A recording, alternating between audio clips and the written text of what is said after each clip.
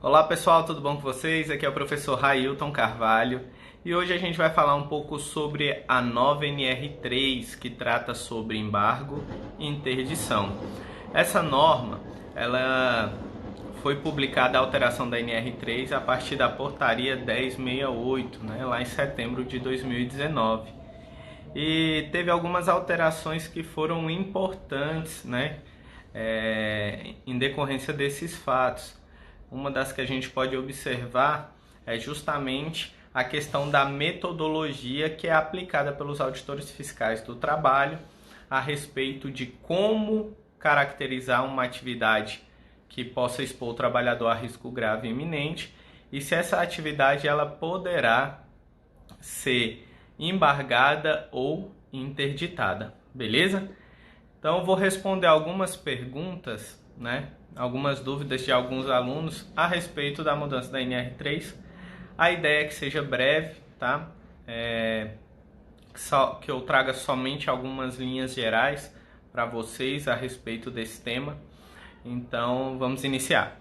NR3, pessoal, fala sobre embargo e interdição. Lembrando que eu tenho diversas normas regulamentadoras, e a número 3 fala sobre embargo e interdição. Desde setembro de 2019 foi publicada uma nova redação da NR3, a partir da publicação da portaria 1068, que trata sobre essa nova redação da NR3. E a 1069 ela vai tratar sobre a inspeção de segurança, Então é importante que você fique atento tanto à nova redação da NR3 pela portaria 1068 quanto à portaria 1069, que também fala sobre as rotinas dessa inspeção de segurança, tá? O que mudou? Antes, a redação antiga da NR3 ela só definia o que era embargo e interdição, como deveria ser feito, aquela questão do risco grave e iminente. Hoje a nova NR3 ela trata, além de trazer, continua trazendo quais são as definições de embargo, interdição, o que é um embargo, o que é interdição, como deve ser caracterizado. Ela também traz a metodologia que será aplicada para que a obra seja embargada ou se algum setor ou atividade ele seja interditado. Lembrando, pessoal, muita gente confunde. Quando eu falo embargo, é somente para obra, tá? Então você não utiliza essa nomenclatura para outra coisa que não seja obra. Então embargou a obra, tá? Então vai embargar, vai realizar um embargo total da obra. Interdição pode ser tanto de uma máquina, de um equipamento, de um setor ou de algum outro local que não seja uma obra, beleza? Então é bem simples aí a diferença das duas. Fiquem atentos também nas dicas lá do Instagram, então no feed que eu estou postando na íntegra e fazendo alguns comentários para que você consiga entender e ver basicamente essa diferença, beleza? Então embargo, paralisação total, ou parcial de uma obra. Definição vai ser a paralisação total ou parcial de uma atividade, um setor, de uma máquina, um equipamento. Então são basicamente são essas basicamente as duas definições. Quem que faz esse embargo ou a interdição? É um profissional chamado auditor fiscal do trabalho, concursado, tá? Era funcionário do antigo Ministério do Trabalho, hoje a pasta trabalhista está no Ministério da Economia, então eles estão vinculados à Secretaria do Trabalho. Então o auditor fiscal do trabalho, ele presta um concurso público, vira funcionário público, e aí ele que é responsável por fiscalizar a aplicação das normas regulamentadoras. Então na NR3, ela traz uma metodologia que ele deve utilizar para identificar se aquela situação ela expõe o trabalhador a risco grave e iminente. É interessante, porque antes a gente não tinha em nenhuma outra norma uma metodologia parecida para você identificar a questão da avaliação de riscos, Então, para você caracterizar essa situação de risco grave e iminente. Então, os profissionais de segurança e saúde no trabalho, eles tinham um pouco dessa dificuldade. A gente tinha a portaria 25, que falava sobre o mapa de risco e tudo mais, só que nela não tá tão claro a metodologia. Então, quando você ia definir frequência, severidade e tudo mais. Então, nessa metodologia aplicada na NR3, ela já está mais clara de como deve ser feita, beleza? Essa avaliação de risco. Professor, o que eu devo aplicar? A NR3, ela fala que essa metodologia, ela não é obrigatória para as empresas. Então, eu como empregador, eu como empresa, eu não preciso aplicar essa metodologia descrita na NR3 para fazer a avaliação de risco. Beleza, não é obrigatório. Pessoal, uma dica para vocês. Não significa que não seja obrigatório que você não possa utilizá-la, tá? Eu até sugiro que vocês a utilizem. Por quê, professor? Imagine, um dos nossos intuitos como profissionais de segurança e saúde no trabalho você está em conformidade com todas as normas, certo? Então esse é um dos nossos objetivos, é estar em conformidade com todas as normas regulamentadoras, beleza. Estando em conformidade com as normas regulamentadoras, para quê? Para quando o auditor fiscal do trabalho for fiscalizar a minha empresa, eu não receba nenhuma notificação, não seja embargada a minha obra, não seja interditada nenhum setor, nenhuma máquina da empresa onde eu trabalho. Esse não é um dos nossos objetivos? E como que eu posso, o que eu devo fazer para que fique mais fácil eu evitar que isso aconteça? É trabalhar com a metodologia que ele trabalha. Então, se ele vai utilizar essa metodologia para definir risco grave e iminente, né, para definir se para definir a questão do excesso de risco, então ele com essa metodologia ele define o excesso de risco e a partir daí ele vai definir se a atividade vai ser embargada ou não. Então, basicamente o que? Eu vou trabalhar com essa mesma metodologia porque eu sei que se identificou esse excesso de risco, eu sei que eu posso ter minha obra embargada ou minha atividade interditada, entender? Então, se um dos nossos objetivos é estar em consonância com a norma, para evitar qualquer notificação, embargo ou interdição de uma fiscalização advinda do auditor fiscal do trabalho, a ideia é o quê? É que eu trabalhe com a mesma metodologia que ele, certo? Ah não, professor, já na minha empresa eu utilizo outras metodologias e tudo mais, irá ficar muito complicado. Bom, beleza, não tem problema. A norma, ela deixa claro que você pode utilizar o que você quiser. Não tem problema nenhum, certo? Só que eu particularmente acho que facilita bastante você utilizar a mesma metodologia de quem vai te fiscalizar, certo? Então, pessoal, nessa nova metodologia, para você achar o excesso de risco, você vai cruzar a consequência versus a probabilidade. Então ele apresenta para vocês a consequência versus a probabilidade de uma situação atual versus uma situação ideal. Então o auditor fiscal do trabalho vai chegar lá e vai identificar: tem um cara subindo no andaime sem cinto, em cima de um banco, mexendo com a furadeira. Imagine, o cara num andaime a 3 metros de altura, por exemplo, em cima de um banco de plástico, mexendo com uma furadeira. É a situação atual que foi encontrada, beleza?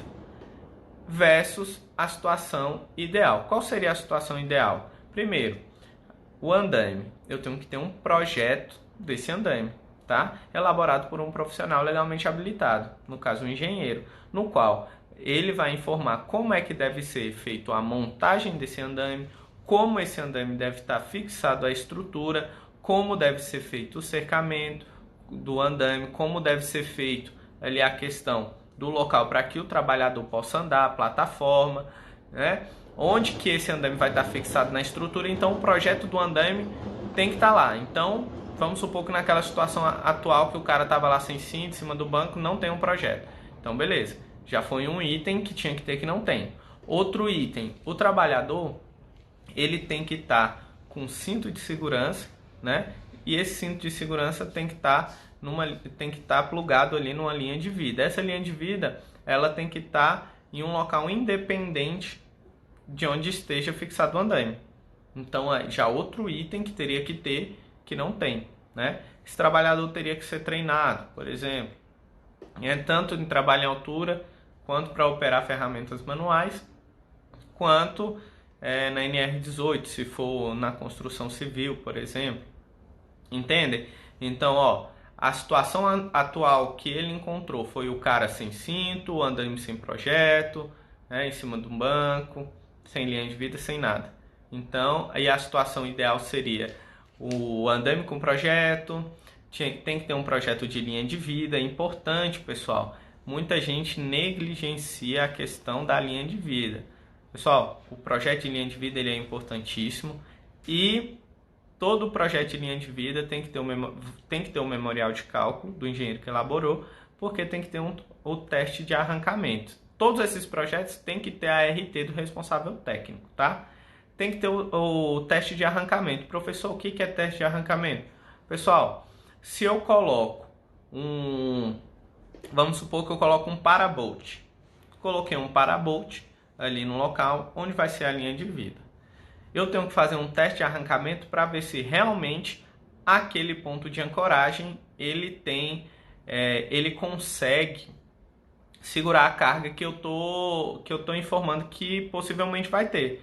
Porque o peso, vamos supor, o cara de 70 quilos, se ele tem 70 quilos, se ele cair, o peso que vai forçar lá no ponto de ancoragem não vai ser somente 70 quilos, né? Então, por quê? Porque ele sofre uma ação da aceleração, da gravidade, né? Então, tudo isso vai influenciar. Então, aquele ponto de ancoragem ele tem que segurar muito mais do que 70 quilos. Então, por isso que é importante o projeto, é importante que esse engenheiro tenha feito o teste de arrancamento, que é para justamente saber se esse ponto de ancoragem consegue ou não segurar aquela força estabelecida conforme ele indicou lá. Por quê? Porque no projeto vai ter lá. Para executar essa atividade, ou nessa linha de vida, não sei como é que vai ser a linha de vida, pode ser vertical ou horizontal. Essa linha de vida sustenta no máximo até 150 quilos, então pode ser no máximo 2 trabalhadores de uns 60 quilos, sei lá. Porque na realidade vai depender muito do local, entendeu? Por isso que um projeto de linha de vida é específico para cada local. E a unidade de medida que você usa nesse tipo de projeto é quilograma-força, né? Então não é nem tanto o quilo, beleza? Então quando você for lá, identificou a situação atual com a situação ideal, né? A situação de referência que ele fala na norma, você cruza, você vai achar o excesso de risco e a partir daí você consegue identificar como é que está esse risco, né? Se é uma situação que poderia ser interditada, embargado, enfim, tá? Então, uma das grandes mudanças da norma foi a apresentação dessa metodologia da avaliação de risco, beleza? Então, se o risco ele pode ser dividido em nenhum, pequeno, moderado, substancial e extremo. Então, o excesso de risco. Se der substancial e extremo, aquela atividade ela pode ser embargada ou interditada. Beleza? Vamos ver o que mais, né? Então, basicamente isso. Então, o auditor fiscal do trabalho ele vai caracterizar, né? Deu substancial extremo, pode embargar ou interditar, né? A metodologia que eu terminei de falar para vocês da avaliação de risco, ela não é obrigatória para as empresas utilizarem, mas eu aconselho que vocês utilizem. Professor, tem que mudar tudo mais. Eu vou mandar para vocês uma planilha que eu elaborei com essa nova metodologia. Então vai estar mamão com açúcar para vocês utilizarem ela. Então nela já contém todos os riscos, né? Então vocês só vai servir como checklist. Por exemplo, risco físico, ruído. Era proveniente de quê? Qual é a consequência? Aí você vai lá e olha na tabela. Qual era a probabilidade? Aí depois vai lá e cruza, acha o excesso de risco e propõe as medidas. Lembrando, pessoal, que as medidas, após a identificação dos riscos, ela tem que seguir uma ordem, né? Sempre de forma coletiva, administrativa e, por último, individual, tá? Outra coisa que é interessante a gente falar que essas medidas, né, que a norma fala que elas são medidas que não têm caráter punitivos, mas sim emergenciais. Pessoal, nós somos profissionais de segurança, né, no trabalho, não é segurança do trabalhador. Então, isso é importante que fique bem claro para todos, né? Por quê? Porque você tem que olhar pelos dois lados. Não é somente no lado, né, não é somente no lado do trabalhador, nem do lado da empresa. Você tem que ser imparcial, tá bom? Então, quando ele fala assim, que não são medidas punitivas, são medidas emergenciais, a norma quer falar o quê? Que ela não está querendo somente punir ou a empresa, porque um embargo ou interdição é uma medida, né, emergencial para que sejam sanadas aqueles problemas. Beleza? Professor, foi interditado uma parte lá da minha empresa, porque eu estava fazendo limpeza de fachada, e o cara que estava trabalhando lá em altura, ele estava sem a linha de vida, porque estava sem o cinto, porque não tinha linha de vida. Pessoal, você sabe que você tem que colocar a linha de vida. Ela é um equipamento de proteção coletiva, certo? Por quê? Porque protege mais do que um trabalhador. Dependendo do projeto, é claro, porque aí o engenheiro vai informar quantas pessoas trabalhando, até quantos quilos sustenta aquela linha de vida, porque ele fez o teste de arrancamento nos pontos, enfim, tudo mais. Você pode usar os equipamentos de proteção individual antes do equipamento de proteção coletiva, se for para corrigir aquele problema, tá? Então, se eu vou ter que instalar uma linha de vida ali no teto, sei lá, em algum outro local, eu posso utilizar outro tipo de equipamento, no caso o equipamento de proteção individual, cinto, instalado em outro local, para que eu fixe aquele equipamento de proteção coletiva. Então, você só vai mudar essa ordem se for para corrigir aquele problema, tá? Outras coisas, deixa eu ver.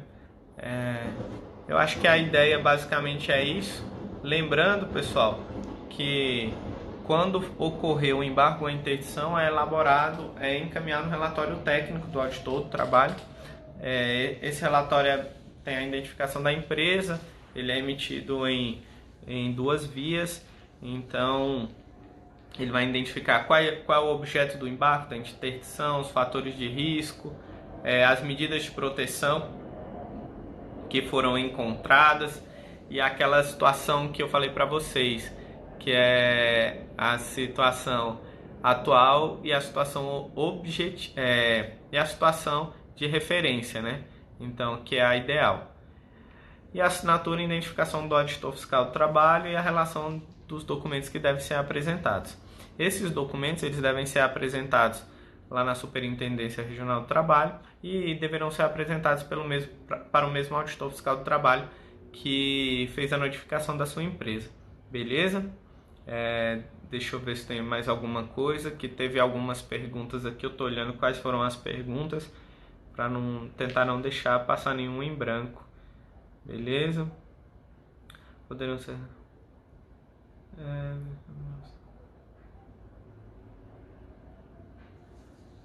Beleza, então é basicamente isso, né? Então, para fazer o desembargo ou a desinterdição, a empresa deve ir lá apresentar toda a documentação requerida pelo auditor fiscal do trabalho e solicitar aí essa questão do desembargo e a desinterdição, né? Então ele vai procurar ali o lugar mais próximo dele, tá ok? Beleza? Pessoal, caso tenha algum recurso, né? Então, caso tenha algum recurso, ele tem um prazo aí de 10 dias úteis e 10 dias úteis para entrar com recurso, tá bom? Lembrando que outra coisa que a ANR trouxe que deixou bem claro é que os embargos e as interdições, eles são de conhecimentos públicos, né? E eles vão ser divulgados na internet, no site do Ministério da Economia. E vale lembrar outro assunto, que descumprir embargo e interdição pode dar o quê? Cadeia. Justamente. Então pode dar cadeia caso você descumpra essa ordem, tá bom? Pessoal, é basicamente isso. A ideia de hoje era trazer e falar sobre alguns assuntos principais do que mudou sobre a NR3, tá? Então, a gente não passou tópico por tópico, não fomos a fundo no que a nova norma trouxe, porque não era esse o nosso objetivo. A ideia era justamente passar de forma geral, apresentar alguns temas principais para que vocês fiquem ligados e aproveitem esse tempo de descanso de vocês para estar se atualizando com relação às novas normas que foram publicadas, tá ok? Eu vou estar disponibilizando para vocês a planilha de avaliação do excesso de risco. Então, é um modelo que vocês podem utilizar caso vocês desejam aplicar onde vocês trabalham e para facilitar bastante a vida de vocês aí. Lembrando que o nosso intuito é ajudar, então facilitar um pouco a vida de vocês com relação à aplicação dessa nova metodologia, tá ok? Espero que tenha ajudado a todos, respondido todas as perguntas. Qualquer dúvida podem me encaminhar pelo Instagram ou por e-mail, estou à disposição e vamos juntos aí ficar atualizados com relação a todas essas mudanças das normas, beleza? Então essa foi a primeira norma que a gente está detalhando a fundo juntos, né, as alterações, mas a gente teve a mudança de outras normas, a NR1, a NR7, a NR9, que a gente vai tratar com mais calma em outro momento, tá bom? Um abraço, fiquem com Deus e até a próxima.